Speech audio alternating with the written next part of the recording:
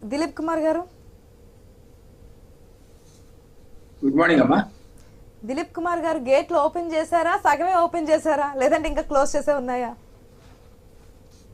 ఇది parliament elections అనేది ఉన్నాయి కాబట్టి బిఆర్ఎస్ కూడా ఇది ఖాళీ అయిపోతుంది దుకాణం అనే కార్యక్రమం మొదలు పెట్టింది. దాన్ని అది బూమరాంగ్ అయింది. అది యాక్చువల్లీ కౌంటర్ ప్రొడక్టివ్ అయింది. యాక్చువల్లీ ఆలోచన ఆ పార్టీకి ఉందని అనుకోను.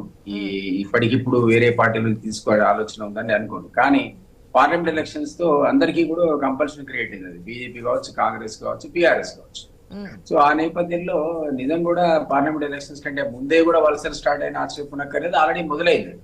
కొంతమంది బీఆర్ఎస్ నుంచి బీజేపీ, కొంతమంది కాంగ్రెస్ రావడం అనేది మనం చూస్తా ఉన్నాం. కాకపోతే వాళ్ళందరూ వాళ్ళు వస్తున్నారు, అయినా సరే మీరు కొన్ని చోట్ల కొంతమంది వరకు ఆపుతున్నారు. ఎందుకంటే గేట్లు ఓపెన్ చేస్తే అని చెప్పి సీఎం స్వయంగా చెప్తున్నారు కాబట్టి. ఓపెన్ చేశారా, చేయబోతున్నారా, ఆల్రెడీ సగం వరకు తెరిచుంచారా అనేది కొంతమంది వరకు వెసులుబాట్లు ఉన్నాయా ప్రెసెంట్ అని? టికెట్లకు సంబంధించిన ఇష్యూ లోపల ఎవరైతే గెలుపు గుర్రాలు ఉంటారో అట్లాంటి వాళ్ళు వస్తే ఇప్పటికి కూడా నోరడానికి ఆస్కారం అయితే లేదు కదమ్మా. అల్టిమేట్ గా ఏంటి లెక్క అంటే ఆ స్థానాన్ని మనం గెలుచుకోవాలనేది లెక్క ఉంటుంది పాలిటిక్స్. సో మీరు అన్నట్టు పార్షియల్లీ ఓపెన్ అని అనుకోవాలి. పాలసీ డెసిషన్ అంటూ తీసుకోలేదు. నిజానికి జగన్ పక్క రాష్ట్రంలో ఒకసారి ఏమన్నా అంటే ఎవరైనా మీరు తీసుకోవాలంటే ఆయన రాజీనామా చేసి వస్తేనే తీసుకుంటా అన్నాడు.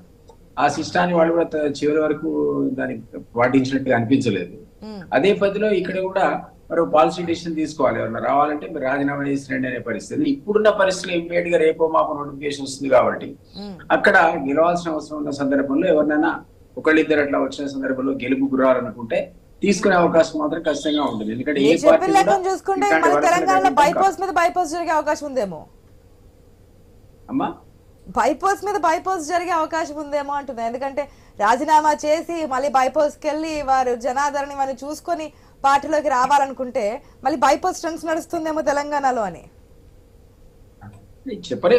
జరుగుతుంది కదా, ఒక్కొక్క సందర్భంలో జరుగుతుంది కూడా, జరగడానికి వీల్లేదు.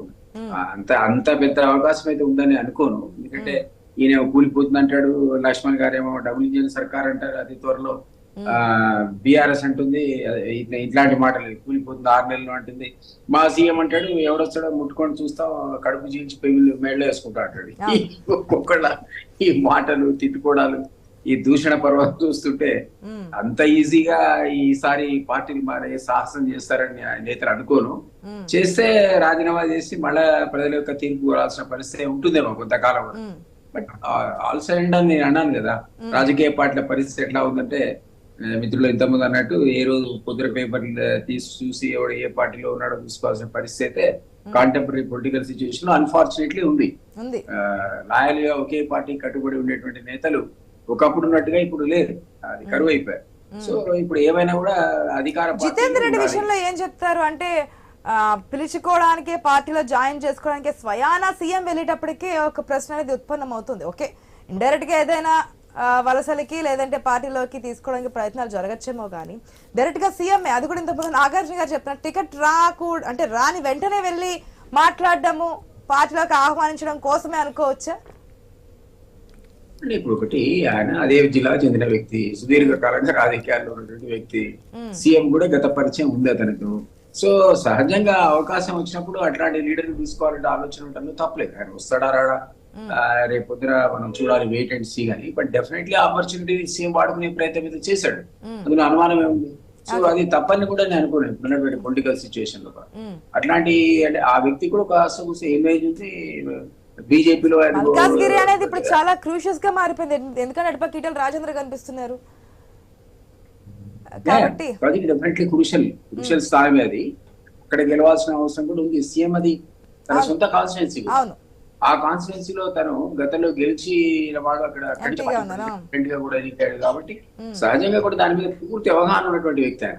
సో ఏ వ్యక్తి బట్టి అక్కడ మళ్ళా ఆ సీట్లు మనం దక్కించుకోగలుగుతాం అనేటువంటి ఆలోచన ఉంది కాబట్టి బహుశా ఆయన ఒక ఆలోచన ఉంటే ఉండొచ్చు, ఆయన తీసుకొచ్చి తన సీట్ ఇవ్వాలనే ఆలోచన ఉండొచ్చు. లేదా ఆయన రానంటే ఇంకెవరికైనా కూడా సమర్థమైన వాడికి ఇచ్చే ఆలోచన కూడా చేస్తాడు. డెఫినెట్లీ తన సొంత స్థానాన్ని నిలుపుకోవాలనేటువంటి ప్రయత్నం అయితే సీఎం స్థానంలో ఉన్నవాడు, అందులో పార్టీ అధ్యక్ష ప్రయత్నాలు అయితే జరుగుతున్నాయి అనేది వాస్తవం అనుకోవచ్చు. ఈ మల్లారెడ్డి అంశం ఏంటి దిలీప్ కుమార్ గారు? మల్లారెడ్డిని తీసుకుంటారా, తీసుకోరా? మీరు ఇక్కడ నో చెప్పడంతోనే వయా కర్ణాటక నుంచి ఆయన మంత్రాలు జరుపుతున్నారు. ఎందుకంటే తెలంగాణ రాజకీయాలన్నీ కూడా కేర్ ఆఫ్ కర్ణాటక నుంచి జరుగుతాయనేది మనం చూస్తూ ఉన్నాం. అది షర్మిల దగ్గర నుంచి కావచ్చు, లేదంటే తెలంగాణకు సంబంధించి ముఖ్య నాయకులు కావచ్చు.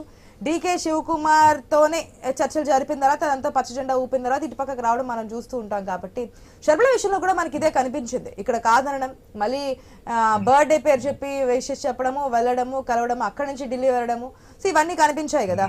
సో ఇప్పుడు మల్లారెడ్డి చెప్తున్న దాంట్లో వాస్తవం ఎంత అనుకోవచ్చు, లేదంటే కాంగ్రెస్ పార్టీలోకి వస్తారన్నటువంటి ఊహాగానాల్లో ఎంత వాస్తవం ఉందనుకోవచ్చు? ఒకటి అంతకుముందు ఎలక్షన్స్ కంటే ముందు మల్లారెడ్డి గారు మీళ్ళందరికంటే ఒక స్టెప్ ఎక్కువ పోయి తొడగొట్టి అరే సాలే అని రారా చూస్తా అని ఇట్లాంటి మాటలు చాలా మాట్లాడారు. ప్రొవోకేటివ్ స్పీచెస్ అనేది చాలా చూసాం మనం. కాబట్టి కొంత ఉండొచ్చు రేవంత్ రెడ్డి గారి మీద విముఖత ఉండొచ్చు. మరి ఈయన ఇక్కడ చేసిన ప్రయత్నాలు ఫలించకపోతే ఆయన డీకే శివకుమార్ దగ్గర పోయి ఉండొచ్చు. ఎందుకంటే డీకే శివకుమార్ కూడా డెఫినెట్లీ మీరు అంటే ఇన్ఫ్లుయెన్షియల్ పర్సనే తెలంగాణ రాజకీయాలకు సంబంధించి. గత ఎలక్షన్స్ లో అసెంబ్లీ ఎలక్షన్స్ లో కూడా ఆయన ఒక అడ్వైరీ రోల్ కానీ ఒక క్రియాశీలక భూమి కానీ ఇన్ఛార్జిగా ఉండి ఇక్కడ పోషించాడు. కాబట్టి ఇక్కడ కనుక ఇమ్మీడియట్ యాక్సెప్టెన్స్ లేకపోతే త్రూ శివకుమార్ మరో లీడర్ ద్వారా వచ్చే ప్రయత్నాలు చేసి ఉండొచ్చు. ఆయన కూడా నేను ఊరికనే కలిశాను, దానికోసం కలిశాను, దీనికోసం కలిసినాడు అన్నాడు, కానీ ఇది ఎవరు నమ్మరు. సో ఆయన ప్రయత్నం చేస్తున్నాడు అనే విషయంలో ఏ విధమైనటువంటి అనుమానం లేదు. సీఎం గారు ఏమాత్రం యాక్సెప్ట్ చేస్తాడు, అది ఎంట్రీ ఉంటుందా లేదా, మరికొంతకాలం పడుతుందా, లేదా ఆల్ టుగెదర్ ఆ ద్వారాలు మూసేస్తాడా అన్నది వెరీ బిగ్ క్వశ్చన్. అది నేను దాన్ని ఆన్సర్ చేయలేను. ఓకే, ఎస్, మీకు ఒక క్వశ్చన్ అంట దిలీప్ కుమార్ గారు నాగార్జున గారి దగ్గర నుంచి. ఆ క్వశ్చన్ తెలుసుకునే ముందు న్యూస్ ఎజెండాలో షార్ట్ బ్రేక్ తీసుకుందాం. Stay with us.